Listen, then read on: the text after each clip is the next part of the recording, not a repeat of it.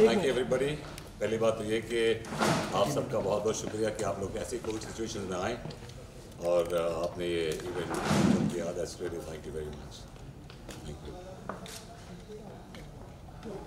तो सर थोड़ा सा ये साइड ले लो सर। एक मिनट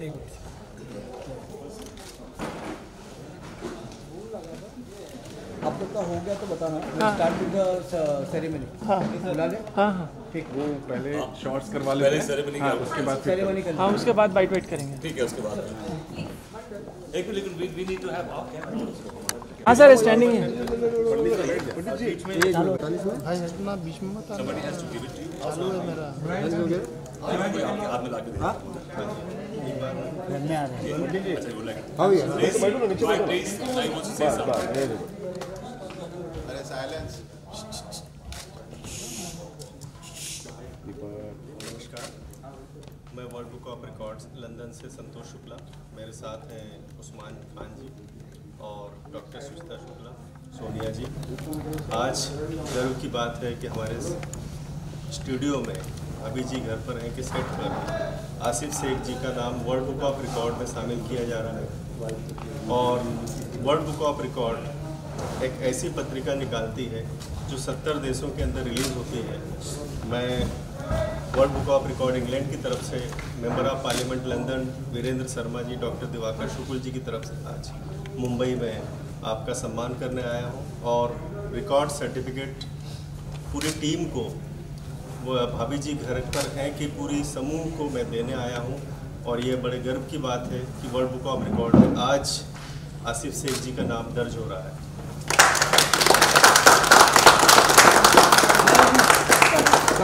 सर साइड से यही माइक कैमरा ऑन नहीं किया था क्या? ये अभी सर आराम से रोल धीरे धीरे।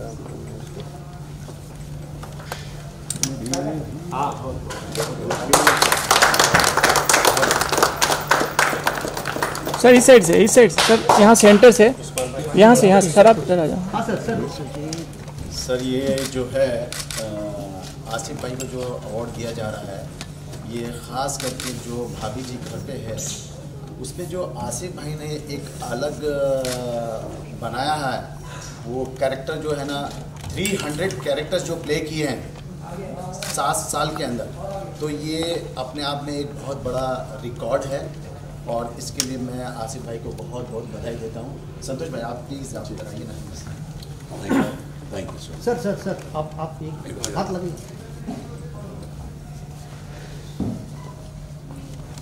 उस्मान सर। जी सर। या रुकिए सर प्लीज एक minute.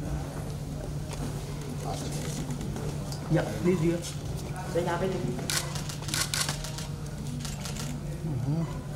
Sir. Thank you sir बहुत या सर प्लीज। Thank you.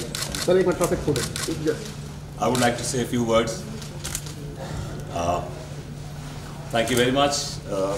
संतोष भाई बहुत बहुत शुक्रिया, आप लोगों ने मुझे इस काबिल समझा कि मुझे ये 300 एपिसोड हो रहा हूँ कैरेक्टर्स का आपने ये मुझे सर्टिफिकेट दिया, अवार्ड दिया। Thank you very much. लेकिन मैं ये शेयर करना चाहता हूँ अपने डायरेक्टर, अपने राइटर और अपने क्रिएटिव हेड के साथ, बिकॉज इनके बगैर शायद मना कर पाता, बिकॉज इन्होंने ही कंसीव किए हैं कैरेक्टर्स, तो इनकी जो कंसीव करने के बाद मैं उनको एग्जीक्यूट कर पाया। So I think they are equally responsible for this. और मैं इनको मनोज संतोषी, शशांक बाली एंड हर्षद अपोर्टनिस, इन तीनों के साथ ये डेडिकेट करता हूँ इन तीनों को, और they are equally responsible. Thank you sir. और रिकॉर्ड जो है ना भाभी जी घर पे है, जो इनकी टीम है, जैसे कि आसिफ भाई ने बोला है, जो राइटर हैं, डायरेक्टर हैं, तो वर्ल्ड बुक ऑफ रिकॉर्ड इनको बहुत बहुत बधाई देता है। और आप लोग भी डिज़र्व करते हो, तो अगर ऊपर वाले ने चाहा तो शायद हम लोग आपके साथ में आगे चले। और मैं इतना करता हूँ।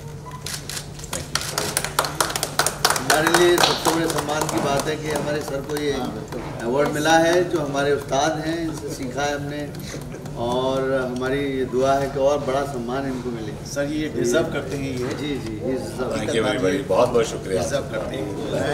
मैं भी एक बात कहना चाहूँगा। हाँ जी, मैं एक बात कहना चाहूँगा सर कट कर रहे हैं सर। एक सेकंड कि गेटअप देना मतलब मेकअप कर दिया, कपड़े दे दिया अलग अलग, वो एक अलग चीज़ होती है। लेकिन उस गेटअप के साथ एक डिफरेंट कैरेक्टर को प्ले करना वो एक अलग चीज़ होती है और वो बहुत मुश्किल होता है, जो आसिफ भाई ने बेहतरीन तरीके से किया है।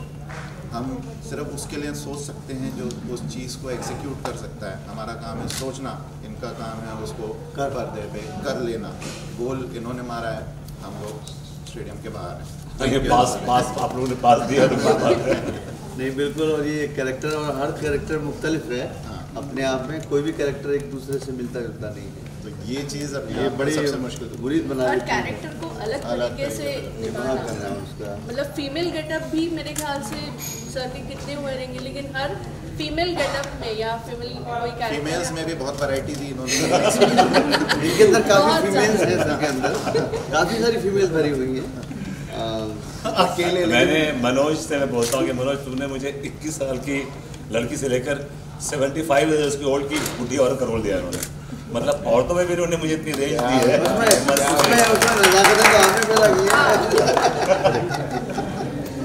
मैं संतोष भाई की जो वाइफ हैं भाभी जी, मैं उनसे गुजारिश करूँगा कि आप बहुत बड़ी फ़ैन हैं आसिफ भाई की और भाभी जी करके कुछ कहना चाहेंगे आप आसिफ भाई के बारे में?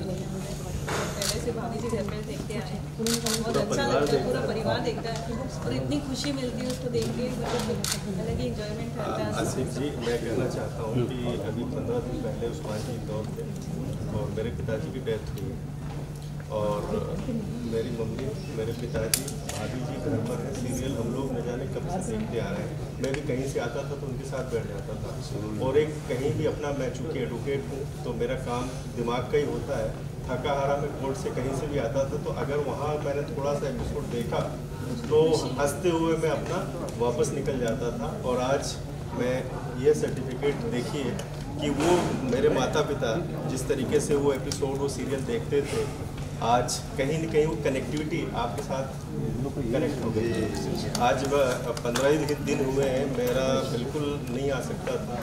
जी ने कहा कि इस समय हम लोग 1.25 महीने से कम से कम घर से बाहर नहीं निकलते हैं, लेकिन आज इस सीरियल के लिए, आसिफ भाई के लिए, भाभी जी घर की टीम के लिए और मेरे पिताजी के लिए एक श्रद्धांजलि के रूप में भी मैं ये सर्टिफिकेट आपको thank you so much. Thank you sir. Thank you. और आसिफ भाई एक चीज़ और बोलना चाहूँगा, जैसे कि संतोष भाई ने बोला है, ये जैसे कि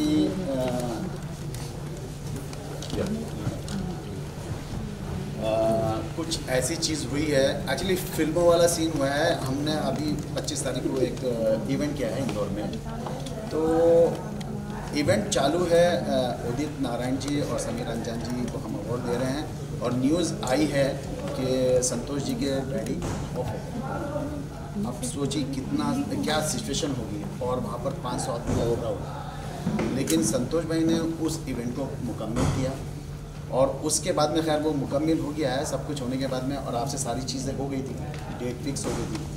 तो मैंने उनको बोला है संतोष भाई को, आपसे कुछ शेयर नहीं किया था ये चीज़, तो मैंने कहा संतोष भाई अगर आप चाहें तो डेट इंक्रीज़ कर सकते हैं, लेकिन ये प्रेरणा भी आपके बॉलीवुड से मिली है, जिसमें कई फिल्मों में आपने सो मस्ट गो ऑन का जब 5 बजे थी प्रज्वलन हुआ, उसी दौरान ये सब चीज़ें जब हो रही थी तो या तो मैं उसको पिकअप कर देता या फिर जो लोग बाहर से आए हुए हैं पूरे हिंदुस्तान से उनको मैं आगे बढ़ाता। तो कहीं न कहीं मुझे लगा कि ख्याल आप समझ सकते हैं, उसको मैं बोल कर नहीं बता सकता, लेकिन वो प्रेरणा भी कहीं न कहीं आपके बॉलीवुड से मिली। Thank you everybody, thank you so much, बहुत बहुत शुक्रिया। Thank you sir, thank you sir, proud of you sir. हाँ मार दी। अरे ये ये बस साइड सर वीडियो को हमारा वीडियो को देना एक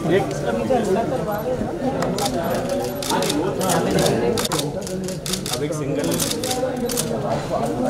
हाँ एक मिनट साइड लग जाता बसा तुम लोग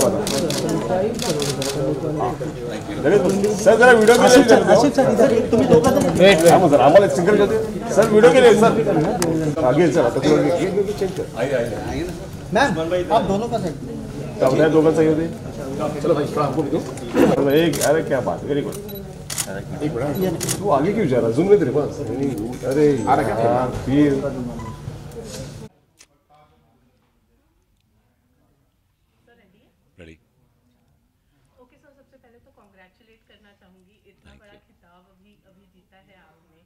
थैंक यू। फिलहाल तो कैसा फील कर रहे हैं ये जानना चाहूँगी। ग्रेट, मुझे बड़ा अच्छा लग रहा है और मुझे लग रहा है कि मेरे हार्ड वर्क का और मेहनत का मुझे फल मिला है और I am really happy about it. Right, तो जब ये चीज़ आपको पता चली थी तो ऑब्वियसली आपके फैमिली के साथ में आपने शेयर किया ही होगा, तो ऑब्वियसली वो खुश तो हुए होंगे। हाँ बिल्कुल, बहुत खुश हुए एंड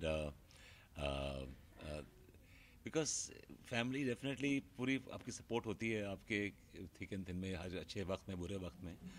और my wife has seen some very bad days of mine also, so definitely उसको बहुत खुशी हुई इस बात की कि हम सब सबका ही कंबाइंड एफर्ट होता है कि आप घर में अगर एक आदमी काम करे इसका मतलब नहीं कि वही काम कर रहा है, बिकॉज हर आदमी का अपना अपना कंट्रीब्यूशन होता है, इमोशनली किसी का फिजिकली भी होता है, कोई आपकी मेहनत करता है आपके एरेंज रन करने के लिए, कोई बहुत सारी चीज़ें होती हैं इसमें। और series of people like from writer to director to creative head to producer to makeup man to hairdresser, everybody has a contribution in this thing, so I like to share my colors or whatever, I mean to with everyone, जो भी मुझे इज्जत मिली है मैं सबके साथ share करना चाहूँगा वो। लेकिन इतने सारे कैरेक्टर्स आपने प्ले किए और इतना एंटरटेन किया है आपने अपने फैंस को, ऑडियंसेस को, अपनी इस पूरी जर्नी को आज जब ये हाथ में आपने सर्टिफिकेट लिया तो किस तरह से उसको इमेजिन किया या किस तरह से उसको याद किया?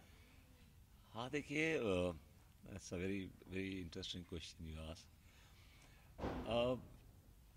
जब आप अपना करियर शुरू करते हैं तो आपको नहीं मालूम होता है कि आप किस ओर जाएंगे, कहाँ तक पहुँचेंगे, क्या कुछ अचीव कर पाएंगे ज़िंदगी में। और एक्टर की ज़िंदगी तो ख़ास तौर से बड़ी अनसर्टन होती है। तो जब मैंने अपना करियर शुरू किया था तो मेरे भी बहुत ड्रीम्स थे, बहुत सपने थे और मुझे इनिशियली फिल्में मिली हैं एज हीरोज़, मैंने कुछ 7-8 फिल्में की हैं एज हीरोज़।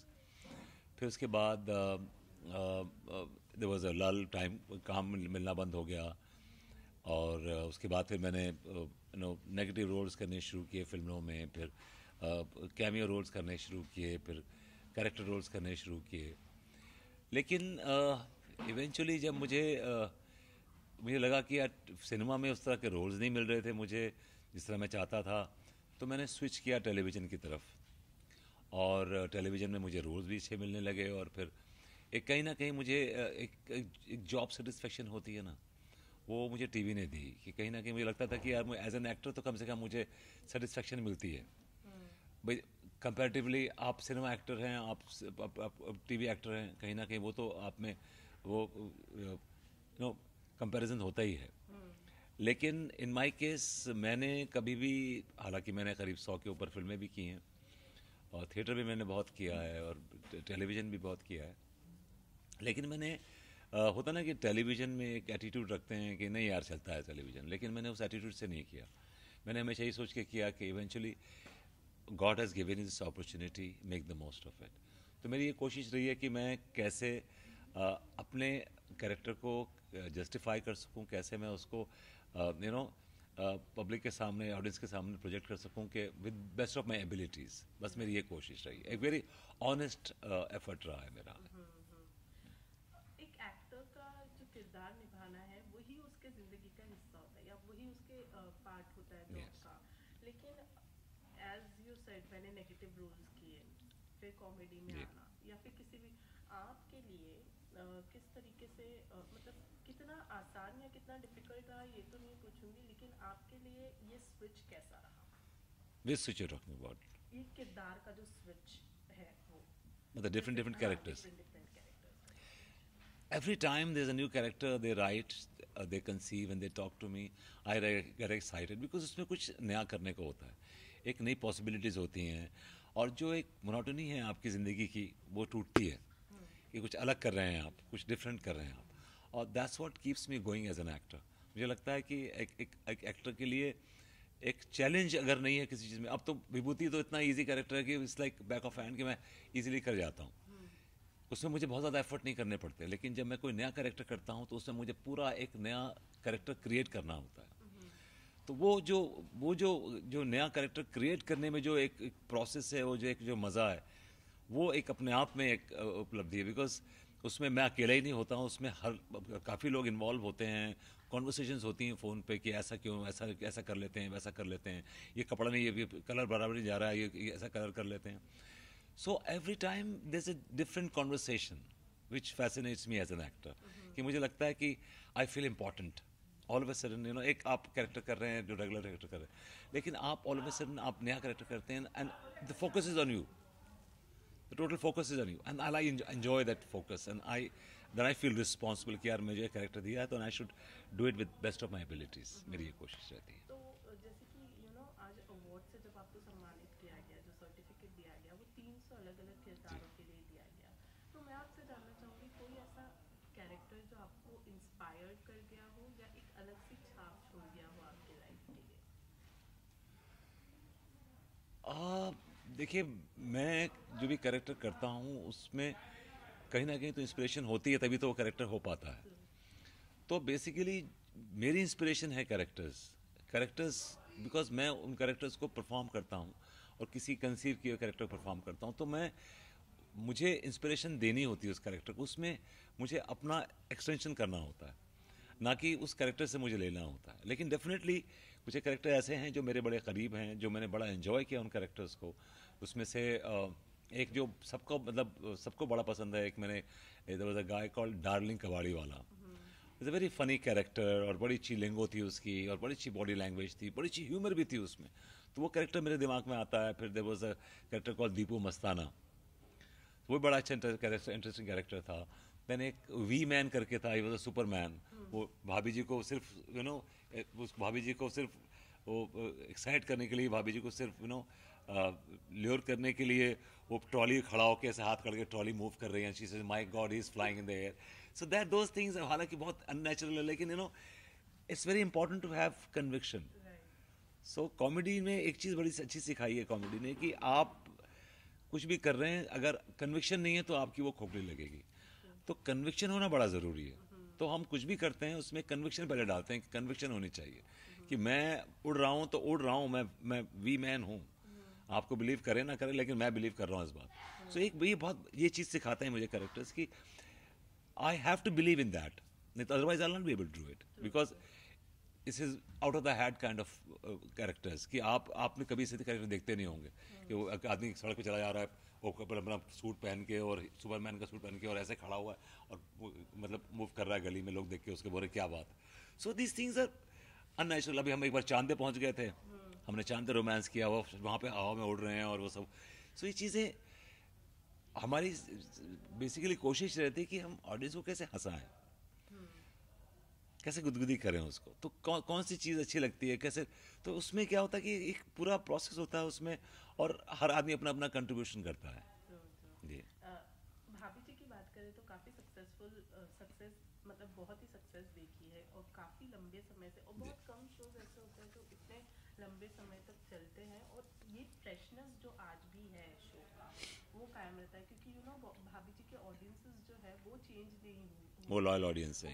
ऑडियंसेस जो है वो इतने सालों से हैं तो वो टिके हुए हैं, कहीं से भी बोर नहीं होता उनको. That's because of comedy. तो इस चीज़ के लिए क्या कहना चाहेंगे क्योंकि आज जो आप लोगों को सर्टिफिकेट मिला है वो पूरी टीम को ओवरऑल दिया गया है.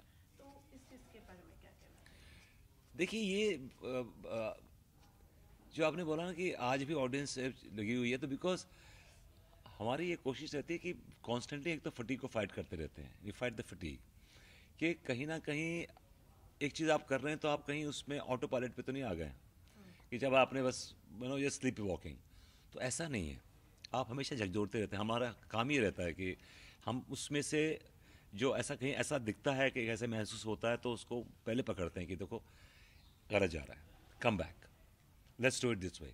कई बार ऐसा होता है कि हम पूरे सीन कर देते हैं, देन आई रियलाइज़ कि नहीं यार इस सीन का सुर सही नहीं है, let's do it the other way. तो पूरा सीन हम दोबारा करते हैं द अदर वे, बिकॉज कहीं ना कहीं आपको लगता है कि आपकी कन्विक्शन बड़ी इंपॉर्टेंट है, बिकॉज ऑडियंस चल रही है आपके कन्विक्शन से. अगर आपकी कन्विक्शन नहीं है उस सीन में, that means there something wrong with the scene. So definitely we try to rectify that. ये हमारी कोशिश रहती है और सबकी. दिवाली का मौका है, दिवाली भी आने वाली है, आपको तो आपका तोहफा मिल गया. सही बात है, मुझे तो तोहफा मिल गया. दिवाली की प्लानिंग है, किस तरह की दिवाली मनाना दिवाली ऑफ कोर्स इस बार तो डेफिनेटली दिवाली लेकिन डेफिनेटली बहुत सेफ्टी के साथ मनाएंगे, लेकिन हम दिवाली मनाएंगे। और फॉर्चुनेटली मैं इसी साल शिफ्ट भी हूँ नए घर में, तो इस घर की थैंक यू, इस घर की नई पहली दिवाली है। और Diwali is my favourite festival. I love Diwali, I love lights and I love the fanfare. So hopefully इंशाल्लाह इस बार हमारी दिवाली अच्छी मने, हम सब अच्छी दिवाली मनाएं और सेफ दिवाली मनाएं, और पटाखे अवॉइड करें, मिठाई भी अवॉइड करें, हालांकि थोड़ी थोड़ी खा सकते हैं मिठाई।